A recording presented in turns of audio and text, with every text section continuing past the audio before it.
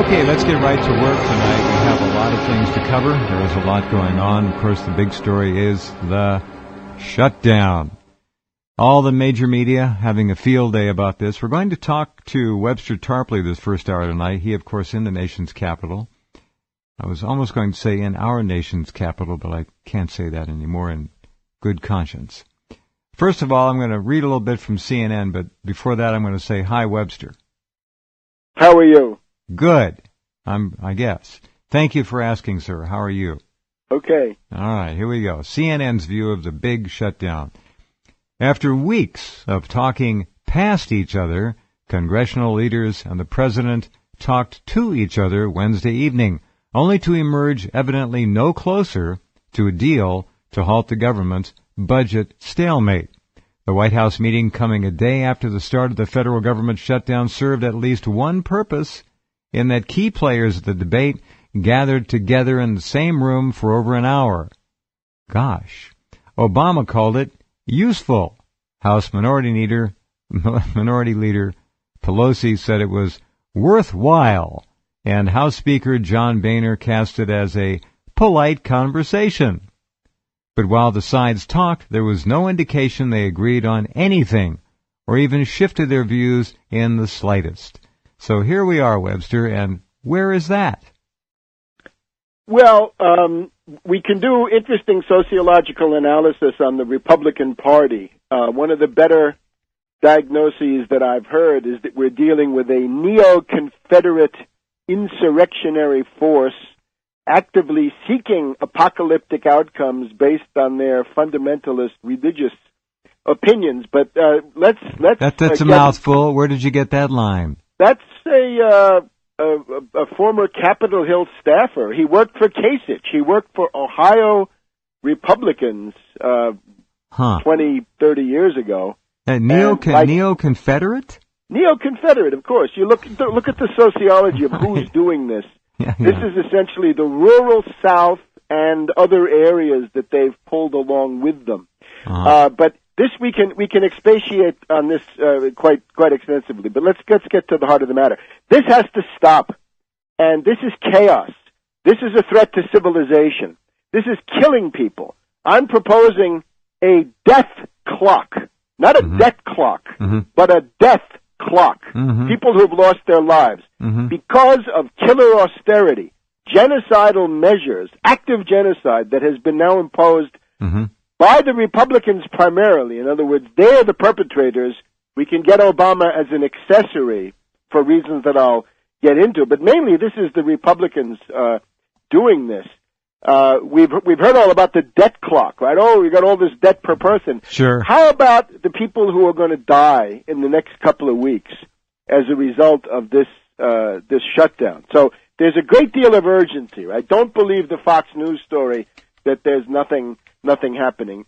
Essentially what it comes down to now is a couple of things that a president must do. And since this seems to be Obama, we've got to focus on getting Obama to do these things, right? It's really very simple. What is he supposed to do? I mean, First of all, I'll tell you the first thing. To deal with the shutdown, there are two ways to do this, right? One might be more understandable to people. They really come down to the same thing. The first thing is to declare the entire federal government essential.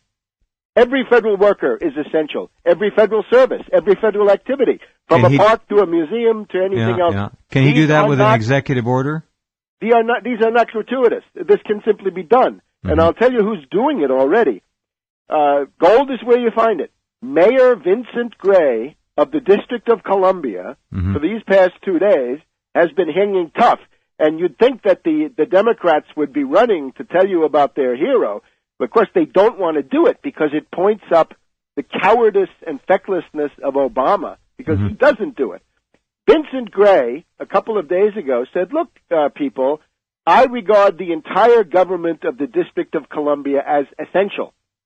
And what he's saying is that it's their own money. In other words, the district functions largely on tax receipts of the district. Sure. But there is this silly technicality, which is now increasingly obsolete and absurd, that the District Columbia budget has to be approved by these racist Southern congressmen, right? These yahoos from the boondocks, right? So this is not a good thing. So he basically said, unless and until they come after me with handcuffs, I'm keeping everything open.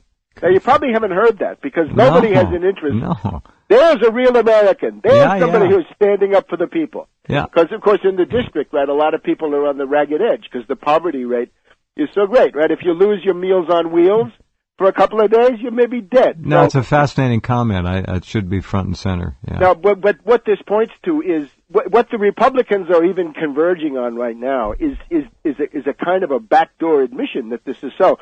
The Republicans are saying to Obama, why don't you declare 200 kids at the National Institutes for Health an exception, right? Why don't you make exceptions? Mm-hmm. They've already, I think, conceded that he can make exceptions. And I would simply say to Obama, declare the entire federal government essential, and that would simply mean let's go back to funding it at existing levels, let the haggling go on if it must go on, but not with these losses, right? Because remember, let's just look at it, right? We're supposed to be so upset about the poor World War II vets. I suppose they should go to see their monument. I'm more worried about kids in WIC, the Women, Infants, Children program. If you have these high protein meals that are going to pregnant women, nursing mothers, and young kids, right, toddlers. Mm-hmm. If you miss those WIC meals, that's going to give you cognitive impairment. That's going to give you lifelong mental damage for these people, right? And this is measurable. And again, that's going to go on my death clock, or people getting maimed. Mm-hmm. So WIC is one, Head Start is another. Head Start, pardon me. Head Start has a nutrition dimension because you get a breakfast. For a lot of kids, that's the big meal. That's right. Of the day, mm-hmm. and you get some preschool, so you get some kind of a preparation for life. So WIC, Head Start, here at the NIH, right, not far from where I am, in Bethesda, right, the National Institutes for Health, mm-hmm. we have these experimental protocols, right, the special clinical trials. Yeah. For many people, this is the last hope of saving their lives. That's right. And this is being cut. Now, of course, the Republicans then come to say with their consummate demagogy, well, why don't you open those up then if that's really such a tearjerker, right? Except, what are we going to do? We're going to open the NIH for the 200 people and, 50 kids or whatever it is who need to go into the cancer trials this week. But what are we going to do? Forget about the WIC kid who's losing his cognitive powers from protein starvation out in some... Imagine how many programs would have to be analyzed and decided upon in terms of worth. He's got to do it. He has to do a broad brush. He's got to stand up, be a man, sign an executive order doing what you're suggesting. If he's going to do anything. And if they don't like it, go ahead and impeach me. See what That's right. He would go down in history. Make my day. Yeah. Impeach me, and that'll be the end of the Republican Party. Let me just say parenthetically, my approach to this is, remember in World War II, the strategy was Germany first, right? Germany's much more powerful, much more dangerous. If you defeat Germany, you defeat Japan. But if you defeat Japan, it doesn't work the other way. So Germany first. My strategy is the Republican Party needs to be destroyed in place. Then the Democratic Party is going to split into two parts, a Wall Street part and a populist part. We can talk about this at maybe a later date. But the idea is we're not here to do a kind of an abstract academic exercise in who's responsible. Our approach would have to be, how do you fight your way out of this? And right now, the Republican Party is split into two factions. You've got reactionaries, right? Those are guys like Boehner and McCain and Corker and Lindsey Graham. And then you got outright fascists. And the outright fascists are Ted Cruz and then this mythical or this notorious group now, the 20 to 30 Republican hardline Tea Party extremist fanatics who demand chaos and the end of the world. Do they have a moniker yet for that group? I would call them Tea Party fascists, if you want. All right. But fascists, they are for sure. All right, very good. Stand by. Be right back with Webster as we continue. Okay, back with Webster. Here's a little soundbite for fun. Harry Reid and Nancy Pelosi. And the CNN subtitle says, Harry Reid yells at CNN's Dana Bash. Oh, my. And listen to this idiocy. Here's the dynamic duo of the day, Reid and Pelosi. I thought that they were concerned about the long-term fiscal affairs of this country. And we said, we are too. Let's talk about it. My friend John Boehner, I repeat, cannot take yes for an answer. We just have to find a way. And we have to find a path that they can go down. But if they keep moving the goalpost and won't even accept their own number, as the leader says, if they don't take yes for an answer, then I can only conclude that they wanted to shut down government. They think that has a purpose for them, and we know what that is. They want to overturn the Affordable Care Act. That's not going to happen. And frankly, that's not what our Constitution had in mind. Oh, really, Ms. Pelosi? Go ahead. Jeff, I think your emphasis here is wrong. Right. These are two parliamentary cretins, right? We know them. But this is not the heart of the matter. The main problem that all the Democrats have starts with Obama, because he's the only one who can do these things. He's doing nothing. He needs to declare the entire government essential. Every Fed is essential. There's nothing in there that we can dispense with. Now, to be a little bit more in-depth on this, right, and this is it's sort of a somewhat more complex version of really the same thing. What is the basis for this idea that the government has to close? Where did this come from? Has this been around ever since, 1789 or whatever it is? No. This is an innovation of the Carter administration. In other words, a president who made the weak presidency, a contemptible, pathetic, weak presidency, was his stock in trade, right? That was Carter. That was the Trilateral Commission oligarchical puppet, right? Carter, and you can see Obama has a lot in common with that. But here's what it was. Carter had an attorney general for the last 2 years of his regime, and this is Benjamin Civiletti. And Benjamin Civiletti is the author, if you will, of this. It's the spurious legal basis for the shutdown. In other words, the need to shut down is not in the Constitution.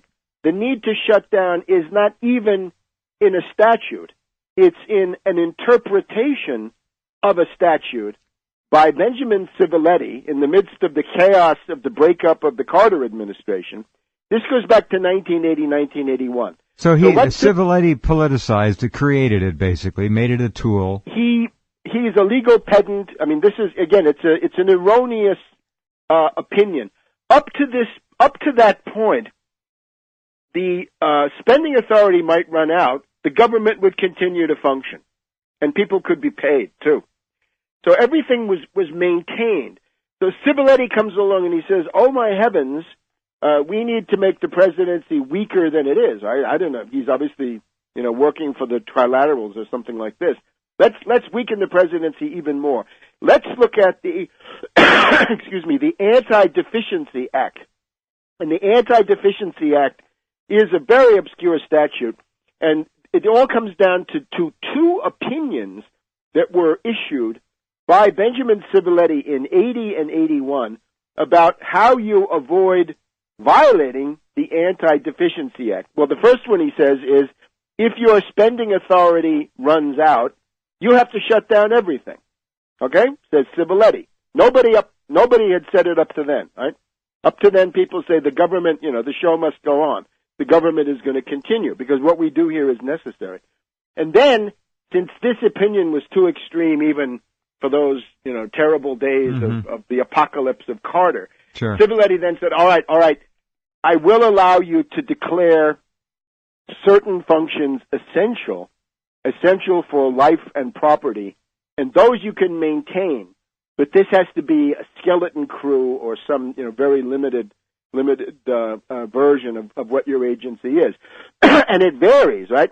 I would say for the future of America, the National Aeronautics and Space Administration is one of the most essential, absolutely critical things to keep going, right?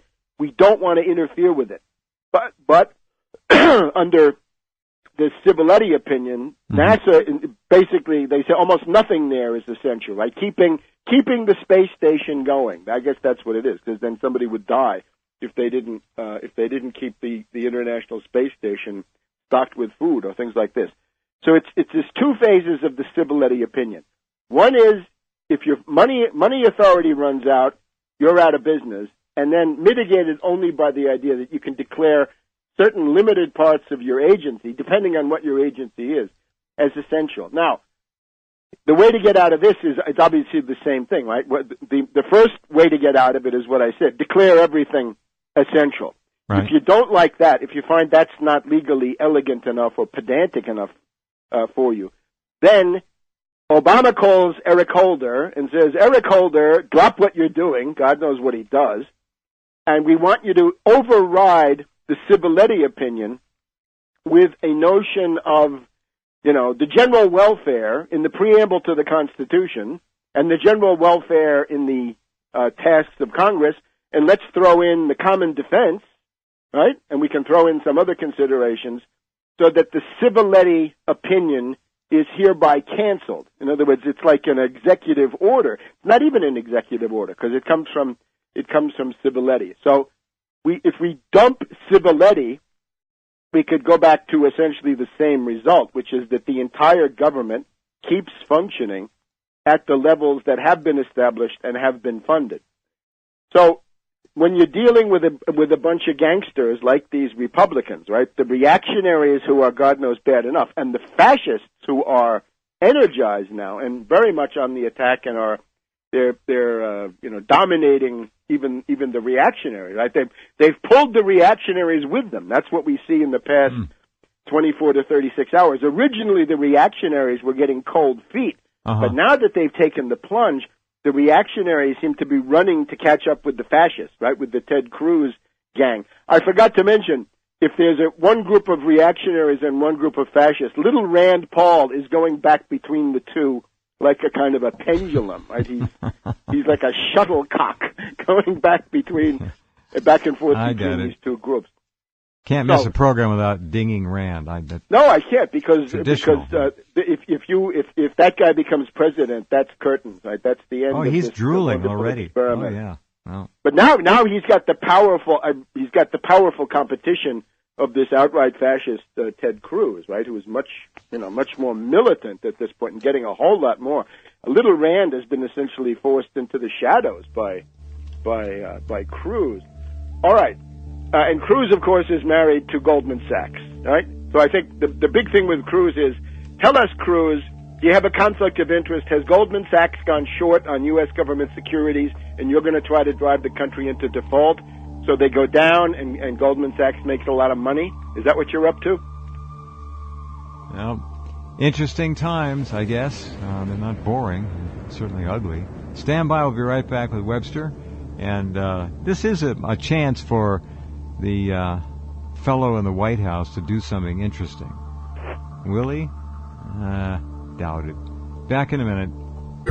Okay, and we're back with Webster, taking a look at the growing urgency of many programs that are now without funding because of the shutdown. All right, Webster, go ahead. Austerity kills is the long and the short of it. So you just can't do these things. Remember also, all of these functions have been gouged twice already. This is now the third gouge go round. The first. I have a question for you. Hold on. You got the first. Hold that thought. You mentioned austerity. What's the overlay between this program, the shutdown, and austerity as it was imposed upon European countries, most notably Greece? Well, one of the things that has happened, it has not gotten a lot of attention, but this is where we want to take the Democrats very severely to task. And that is, they have essentially capitulated to the sequester. And I was just going to get to that. Let me just go back to my chronology. Go ahead. The sequester. Yeah, very good. The first one is the Satan Sandwich, right? The Satan Sandwich, or Budget Control Act of July-August 2011, has these caps, which in many cases are still in place. The caps are upper limits to spending by agencies and executive departments. So that has cut between $1 trillion and $1.2 trillion out of the federal budget over the usual 10-year framework. So that's the Satan Sandwich. Then along comes the sequester, right? Which is actually it derives from the Satan Sandwich, right? The inability to make a deal leads to the sequester, right? And then what we've seen, the sequester has now been embraced by Harry Reid silently, right? This has not been publicized. Again, nobody has an interest in publicizing this. The Republicans don't want you to know this because it's a huge concession to them, sure. But they don't want to have to acknowledge it. And then the Democrats, of course, are ashamed of what they've done. Pelosi, by the way, did mention it tonight at the White House. She said, we're in the House, we're still angry. Excuse me. We're angry that the overall number has been reduced. What we're talking about now is the domestic discretionary spending. The current number is $988 billion for the coming year. Now, just to put that in perspective, the Obama presidential budget, right? Obama submitted a budget to Congress months ago. He wanted $1,200 billion, so $1.2 trillion was his proposal.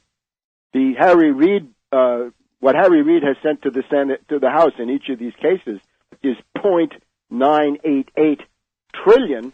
And interestingly enough, the hated, execrated, and justly, horrendous the Paul Ryan budget was $967 billion.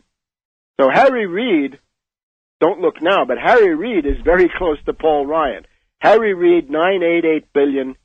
Paul Ryan, killer budget, right? Notorious, $967 billion. So that's only, $21 billion. That's chicken feed. This is horrendous.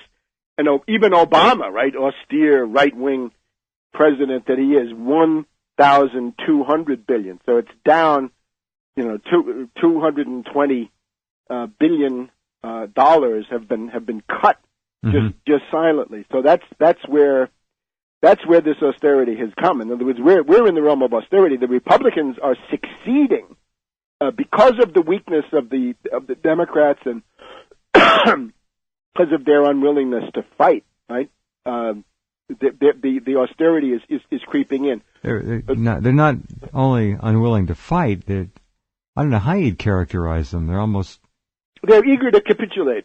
They're eager to take advantage of the Republican demands to capitulate to them. They all have white flags. There's one other step to this thing. For the immediate focus, right, to reopen the government has to be reopened right now because people are going to start dying. There may already be deaths. We just have to look into this. There will be such cases, and then maybe the Republicans will be frightened by that publicity. So you either declare the entire federal government essential and fund it that way, or I think more radically, you go back and overturn these Civiletti opinions, and you say no, sorry, there's a higher imperative. The other thing you can do to strengthen your argument is to cite the multiple states of emergency. Look what we have. We have a 9/11 emergency. Right. We have an Afghanistan war. The country's at war. Isn't that amazing? Look what the Republicans are. Right? They are truly neo-Confederate saboteurs. Well, country is at war. They're at war. Yeah. They started it. Yeah. Ron Paul voted for it. Yeah. Don't forget. But they're ignoring that now. So you got a 9/11 emergency. You got an Afghanistan emergency. I'm pretty sure you still have an Iraq emergency. I don't think, even though they've taken the troops out of Iraq, that they've ended that emergency. I'll have to check. And then you've also got the September 2008 financial emergency. So by that count, I think you've got 4 or 5 emergencies, and you may have more, right? And it only takes one. So using existing emergencies declared under Republican presidents in every case, you can then say, look, I'm sorry, we have to consider the entire government as essential. So that takes care of the immediate thing. Try this on, Webster. Our military has over 900 bases around the world now in over 130 countries. Some say over 150 countries, but it's an extraordinary amount of money. It's nuts. Crazy. I would be in favor of a gradual and carefully calibrated drawdown of that. But again, I wouldn't. Well, we need 50,000 troops in Germany. Let's bring everybody home from South Korea.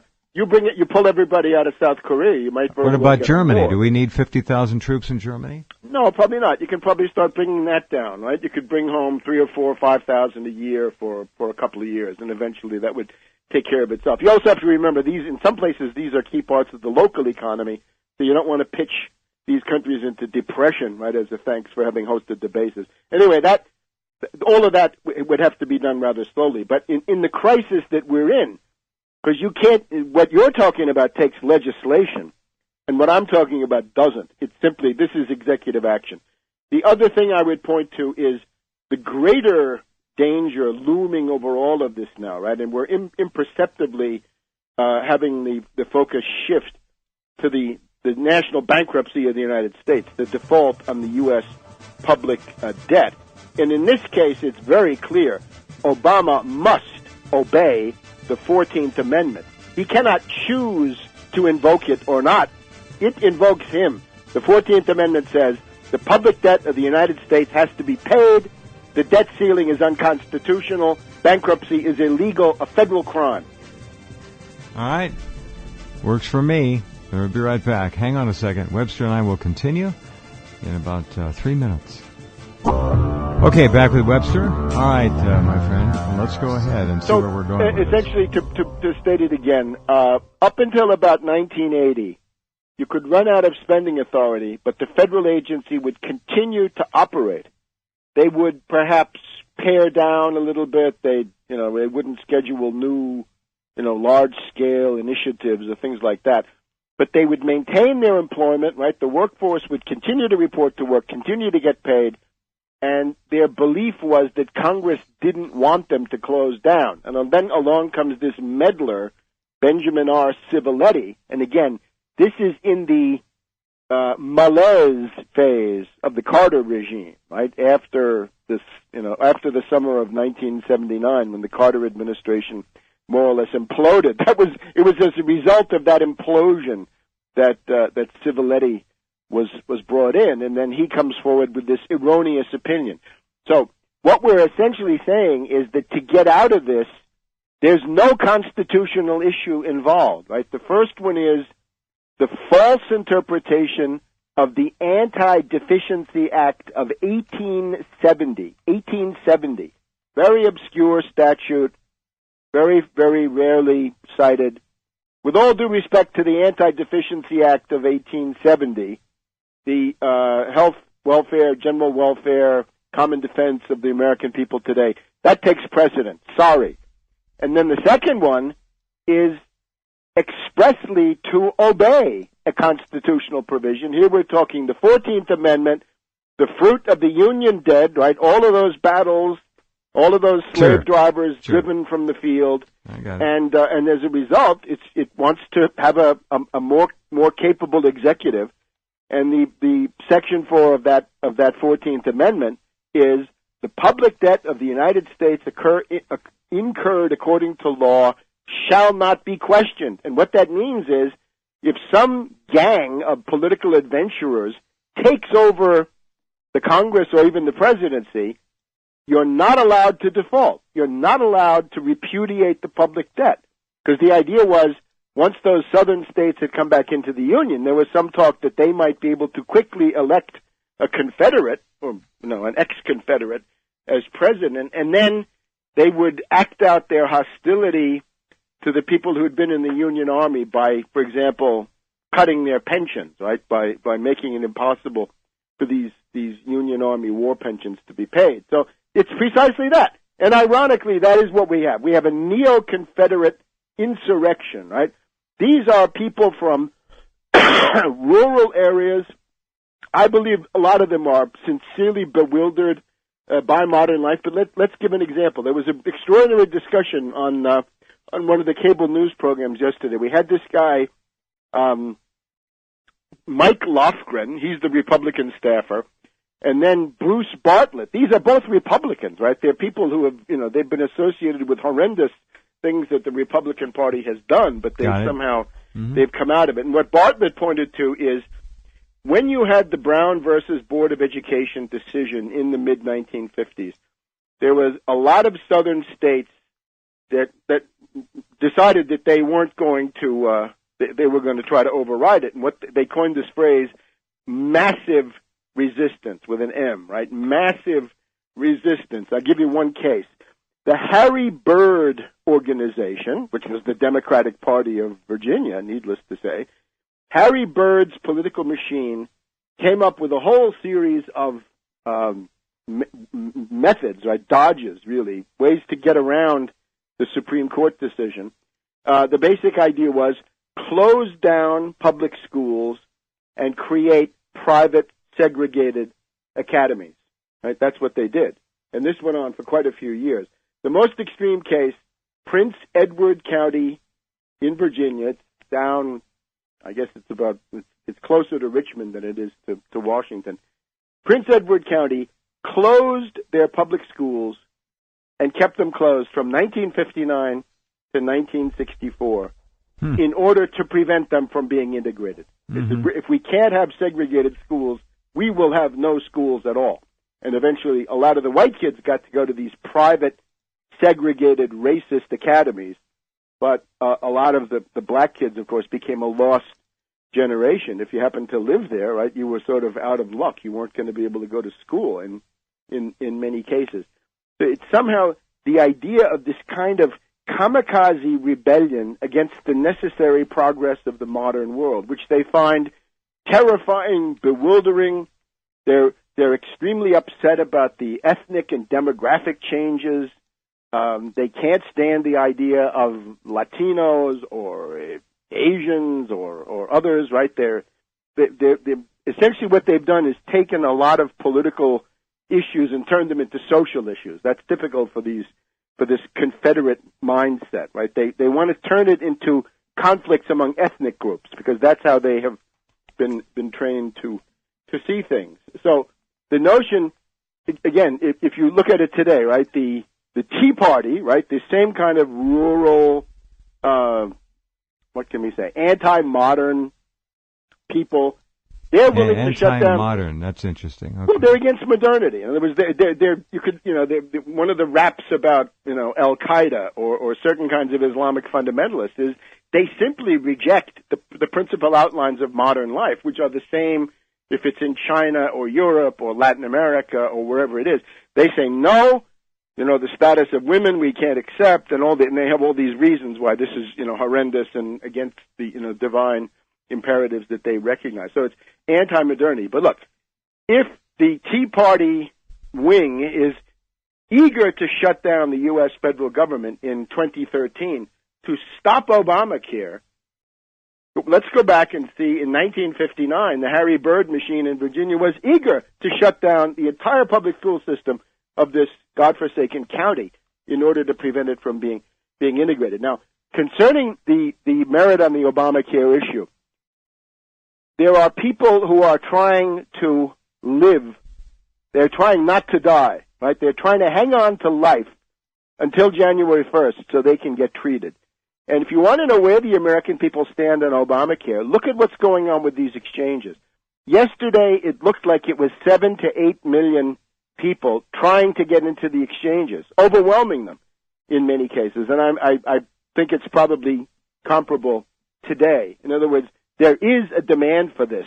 Why don't we leave it up to the American people and let them decide, right? Now that we've gone through all this rigmarole. Yeah. Right. Right after we've had, the long debate, right? This is not the plan I wanted.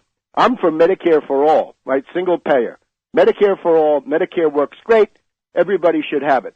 But unfortunately, the corruption and fragmentation of the system has produced what we now see. So the alternative, therefore, is what should happen?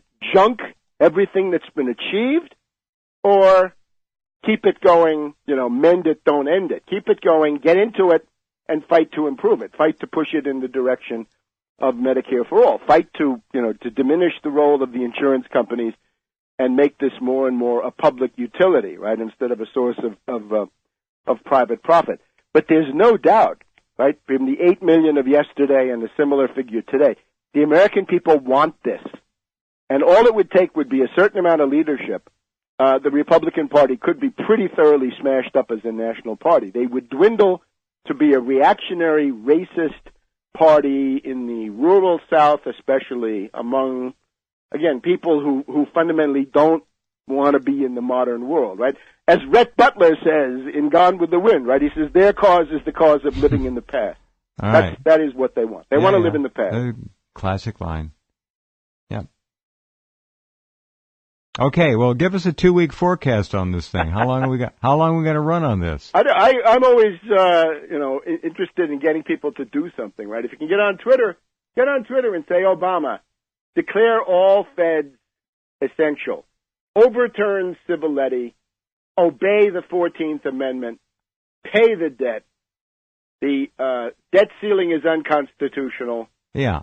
Bankruptcy is illegal and a federal crime. Don't do it. Then you'll be in hot water, Obama. If you default, then you violated the Constitution. So it's the White House says, "Oh, we have an opinion that we don't want to invoke that." I'm sorry, you don't get to invoke it. It's there and it's binding and it's imperative, and you better do that. So I think also the Democratic members of Congress should hear that. Now you'll remember. The previous time in 2011, when we got to the debt ceiling, all of the bigwigs, be it Pelosi or Steny Hoyer or quite a few in the Senate even, pointed to this provision of the 14th Amendment, that in 14th Amendment, fourth clause, you're not allowed to default, right? You've got to pay the public debt. So that's pretty clear, right? And you got to obey that. With those two things, the entire raison d'être of the Tea Party is gone, right? Because they're at that point, you see, their only racket is extortion, blackmail, threats, the menace of chaos, sabotage. That's all they have. That's all they have. And if you take those away, and I think you have to see, this is how the Constitution actually evolves, right? Some people say, well, isn't that, a radical departure? Again, it's really not. It's a departure from Benjamin Civiletti, which I don't think has any. He's not a founding father, right? Benjamin Civiletti is not a founding father. But you also have to realize that the Constitution is not a suicide pact, as Jefferson and Lincoln, in different forms, both point to. Huh. But the evolution of this form of government needs to continue. And one of the things is, if you're going to have this minority of 30 to 40 House members who are saboteurs, right, who are apocalyptic, right, they seem to open the Bible and point to passages and then make their decisions based on that. If you're going to have people like that, then you have to override that with executive authority. Well, we'll see if the guy does anything. I mean, he actually does. He wants to grandstand. Let's see whether the listeners do anything. Well, that too. Let's see whether the listeners are willing to get off their duffs. Yeah. Thank you, Webster. Excellent overview, as always. See you soon. Okay. Bye-bye. Good night. Bye.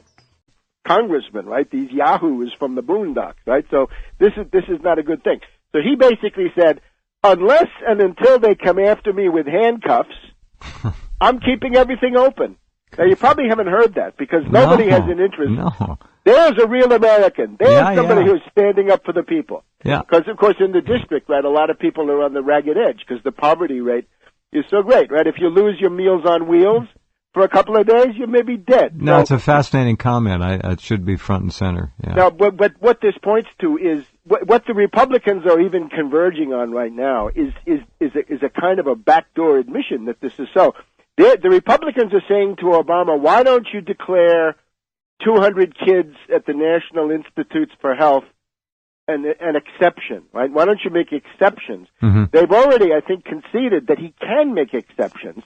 And I would simply say to Obama, declare the entire federal government essential, and that would simply mean let's go back to funding it at existing levels, let the haggling go on if it must go on, but not with these losses, right? Because remember, might be more understandable to people. They really come down to the same thing. The first thing is to declare the entire federal government essential. Every federal worker is essential. Every federal service, every federal activity, from a park to a museum to anything else. Yeah. Can he do that with an executive order? These are not gratuitous. This can simply be done. And I'll tell you who's doing it already. Gold is where you find it. Mayor Vincent Gray of the District of Columbia, for these past 2 days, has been hanging tough. And you'd think that the Democrats would be running to tell you about their hero. But, of course, they don't want to do it because it points up the cowardice and fecklessness of Obama because he doesn't do it. Vincent Gray, a couple of days ago, said, look, people, I regard the entire government of the District of Columbia as essential. And what he's saying is that it's their own money. In other words, the district functions largely on tax receipts of the district. Sure. But there is this silly technicality, which is now increasingly obsolete and absurd, that the District Columbia budget has to be approved by these racist southern part of the matter. This has to stop. And this is chaos. This is a threat to civilization. This is killing people. I'm proposing a death clock. Not a debt clock, but a death clock. People who have lost their lives because of killer austerity, genocidal measures, active genocide that has been now imposed by the Republicans primarily. In other words, they're the perpetrators. We can get Obama as an accessory for reasons that I'll get into, but mainly this is the Republicans doing this. We've heard all about the debt clock, right? Oh, we got all this debt per person. Sure. How about the people who are going to die in the next couple of weeks as a result of this shutdown? So there's a great deal of urgency, right? Don't believe the Fox News story that there's nothing happening. Essentially, what it comes down to now is a couple of things that a president must do. And since this seems to be Obama, we've got to focus on getting Obama to do these things, right? It's really very simple. What is he supposed to do? I mean, First of all, I'll tell you the first thing. To deal with the shutdown, there are two ways to do this, right? One, worthwhile. And House Speaker John Boehner cast it as a polite conversation. But while the sides talked, there was no indication they agreed on anything or even shifted their views in the slightest. So here we are, Webster, and where is that? Well, we can do interesting sociological analysis on the Republican Party. One of the better diagnoses that I've heard is that we're dealing with a neo-Confederate insurrectionary force actively seeking apocalyptic outcomes based on their fundamentalist religious opinions. But that's a mouthful. Where did you get that line? That's a former Capitol Hill staffer. He worked for Kasich. He worked for Ohio Republicans 20, 30 years ago. Neo-Confederate? Neo-Confederate, of course. You look at the sociology of who's doing this. This is essentially the rural South and other areas that they've pulled along with them. But this we can expatiate on this quite extensively. But let's get to the heart. Okay, let's get right to work tonight. We have a lot of things to cover. There is a lot going on. Of course, the big story is the shutdown. All the major media having a field day about this. We're going to talk to Webster Tarpley this first hour tonight. He, of course, in the nation's capital. I was almost going to say in our nation's capital, but I can't say that anymore in good conscience. First of all, I'm going to read a little bit from CNN, but before that I'm going to say, hi, Webster. How are you? Good, I guess. Thank you for asking, sir. How are you? Okay. All right, here we go. CNN's view of the big shutdown.